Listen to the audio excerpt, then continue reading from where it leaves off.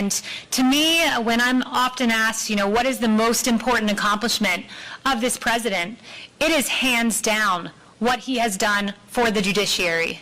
It is hands down the fact that we have freedom-loving justices and judges across this country for many purposes to protect our liberties, one among them that is central to the element of our founding documents, and that is life. And we can thank President Donald Trump for that.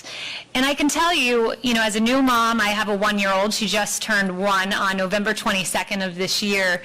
This issue, which I've been passionate about from a young age, pro-life, has become real to me. And I will never forget the day I found out I was pregnant. I did a C-SPAN interview, and I walked away, and I went home to my apartment. I was working at the Trump campaign at the time, and I found out I was pregnant, and I told my husband over FaceTime, because that's how we've had to do things over the last 4 years. And it was an exciting moment. He was pretty shocked and excited, nevertheless. And I spent my time at the Trump campaign, being pregnant while also traveling the country. And I'll never forget having that first ultrasound, which my husband got to be a part of. We don't always get to go together to things, but he was there for that.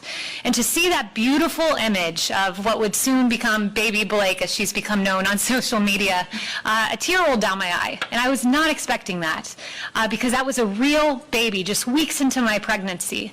And an issue that I had been so passionate about from a young age became materially real in my life. And each ultrasound, as you approached and you got the gender and you learned that this beautiful baby was on her way, to do the 3D ultrasound where you could just see every element. I saw her hand. I'll never forget her hand. Amazing moment in my life. I saw her leg. I saw in 3D. It was just a beautiful experience that we know today that babies are babies at the moment of conception. No excuses.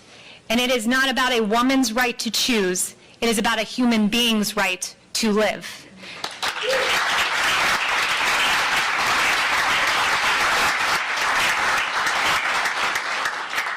And I'll tell you, my daughter, she's so beautiful. I'll never forget how accommodating this president has been from the very beginning. Baby Blake, after she was born, went to Iowa with me. This was when I was on the campaign in New Hampshire and South Carolina and North Carolina.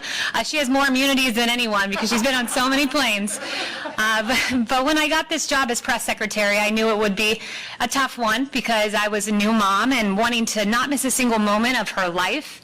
And I'll never forget, after I got the title of press secretary holding Blake, and I started to cry because I was like, I'm going to miss my little baby, and my tears started to fall on her face, and all of a sudden, she let out, I swear, it was her first smile. And it was God's way of saying, you go do what you need to do. And I'll tell you what this president did when he first offered me the job. He said this, is your daughter going to be okay? Because he is a president that supports moms. He's a president that supports life.